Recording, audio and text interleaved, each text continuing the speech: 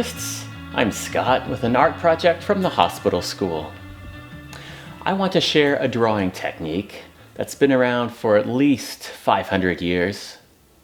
I know, and we're just now talking about it. This technique involves placing a grid over something you want to draw and then copying what you see in each square one by one.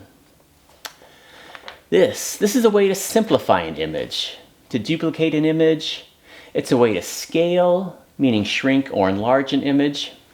And you may be thinking, Scott, we have ways to duplicate and scale. Those are photocopiers, cameras, projectors, and those are all great tools. If you have access to them and they work for what you're trying to do, wonderful. For example, when I paint theater sets, I'll draw it first, I'll photograph it, enhance it inside the computer, and then project it big. And then I'll trace it, and then I'll paint it. However, if you want to paint the side of a building in bright sunlight, or the ceiling of a 15th century church with no access to electricity or projectors, then it works really well to paint your design on a small panel, lay a grid over it, and then transfer what you see in each cell to the bigger squares. I really like this technique for taking on projects that look big or complicated. It's a strategy for taking a large task and breaking it into smaller and smaller manageable pieces. For example, drawing an entire landscape might be overwhelming, but I tell myself I can draw this one little square, and the next one, and the next one, and the next one, and eventually I get through all the little squares and have a drawing. This technique literally ignores the bigger picture. It requires patience and faith. Faith that knowing if I draw only what I see, square by square, the bigger picture truly will come together. When you have a lot to deal with, sometimes it helps to ignore the big picture and just take things one square at a time. To help with this idea in drawing, let's make a viewfinder. This will help us to be methodical in our process and to block out that which we don't care about.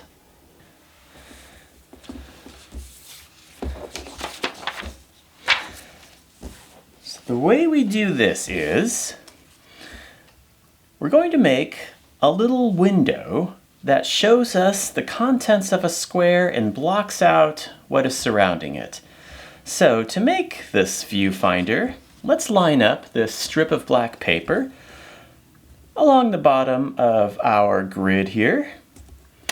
And what we're going to do is fold this side up so that it is aligned with the corner.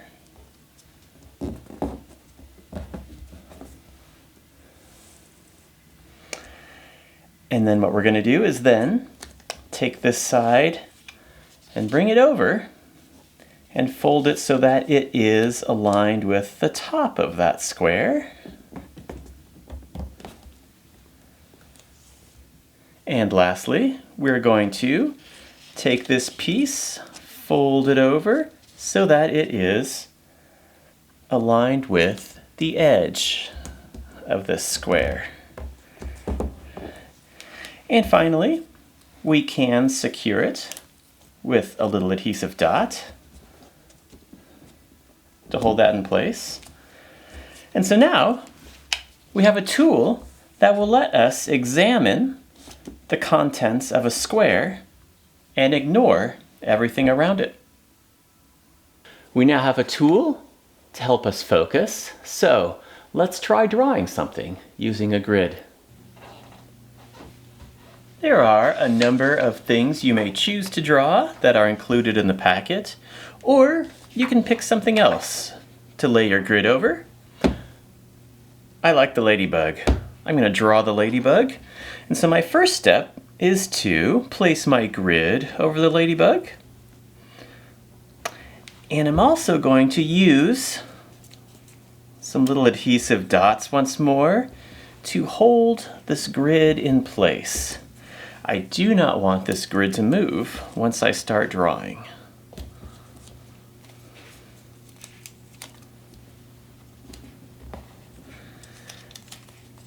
Next,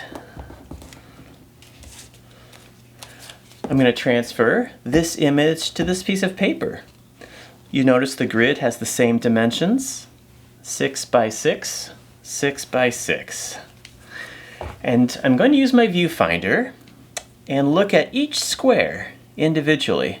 And whatever I see in each square, I am going to transfer to the same corresponding square on my destination. So, let's start. I'm going to go through just like I'm reading. I'm going to start in the upper left and go row by row down to the lower right. So my first square, I'm going to draw everything I see. Done. Next square, draw everything I see. Woohoo! All right, square number 3. Finally, now it gets interesting. So I'm going to draw everything I see in here. And this is like examining a little piece of abstract art. So I am ignoring the fact that this is the picture of a ladybug. All I am interested in right now is what's going on inside this square and duplicating what I see, this kind of arrowhead-like shape. So what I'm going to do is I'm going to see where the shape enters my square, where my shape leaves my square, what it does while I'm in the square. So I notice a little bit past halfway is where this shape comes in, and a little bit over halfway and toward the edge it curves to, and then it goes back to almost halfway again. And it looks kind of something like that. And there's a little bit going on in the corner as well. And what I'm going to do is then fill all that in, just like I see inside the square, and try to reproduce only what I see as best as I can. Again, I am ignoring everything other than just this one square, and I like it. I think I have successfully copied that one square. So, next square. Alrighty. So here I am breaking it down into, I'm seeing 3 lines. One line here, one line here, one line here, and a circle. So it's almost like a little landscape with a leafless tree growing out of it. So what I'm going to do is, I notice that this is about halfway, this is about half of halfway, so just under a quarter of the way up. This curve will come in and it goes to about the middle in terms of left to right, and about just under a quarter of the way up.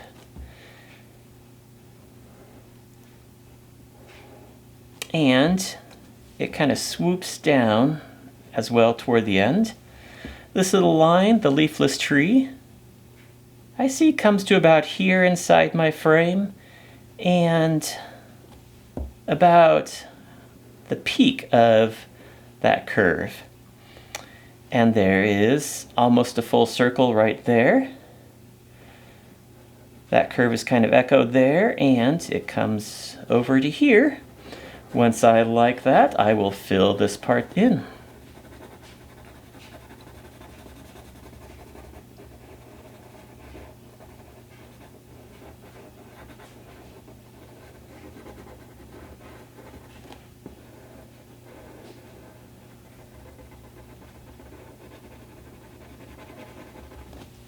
Alrighty, that square looking good. Move over to the next square. Alrighty, so there's a tiny bit of darkness in the corner and maybe a tiny bit of bulge of dark in the middle of that square. And that's it for that square. Next square. Done. Alrighty, crew, we have done our first row. Now let's move to the second row. Here, a little tip of something coming out in this square. So it's about halfway up and about a fifth of the way in.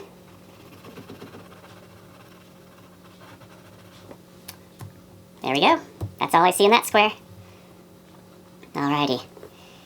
Here we have, it almost looks like a stylized bird and a little line.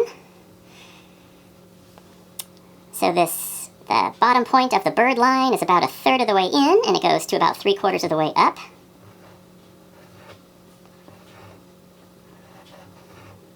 And this other line goes to almost halfway to just about touching this line, and a little line right beneath it, echoing what's there.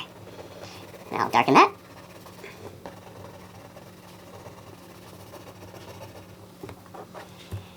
Alrighty, that's all I see in that square. And then we move on.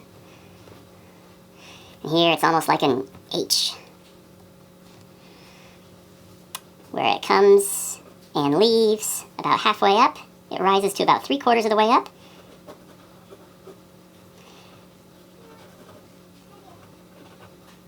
And here it splits off and kind of does that.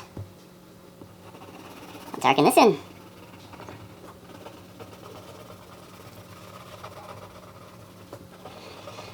And I do want to resist the temptation to draw the bigger picture and just go square by square.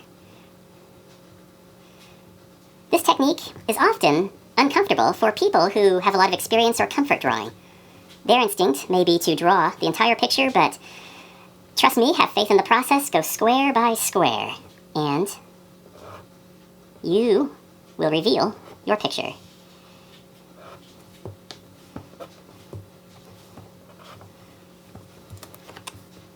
Alrighty, this one is almost entirely filled in.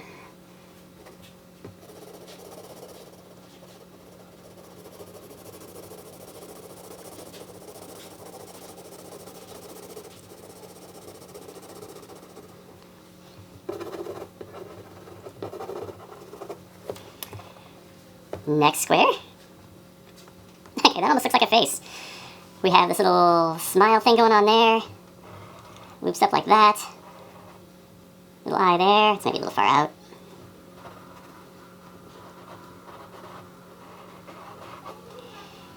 And voila.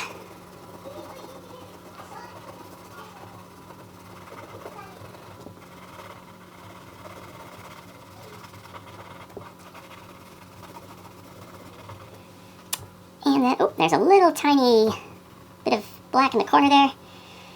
And then we swoop up and over. Up and over, up and over.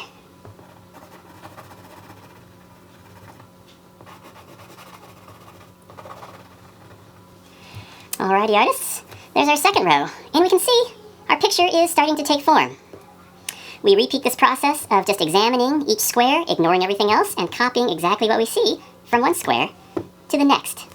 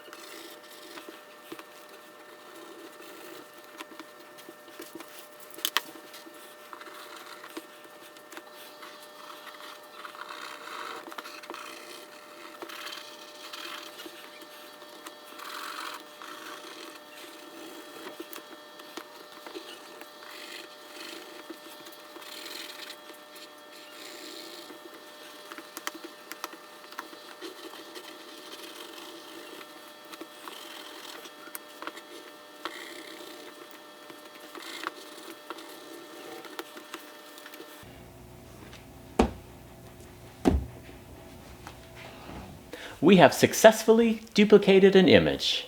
To recap, draw what you see through the smaller grid and copy that onto the larger grid. You can make your own grid. You could transfer that to the side of a building to paint a mural. It works at any scale. But the thing to remember is that your two grids have to have the same ratios of dimension and the same number of cells. That means in our case, both the starting and the destination grid are both 6 by 6 with the same numbers of cells. I wish you the best in your observing and drawing, and I will see you next time.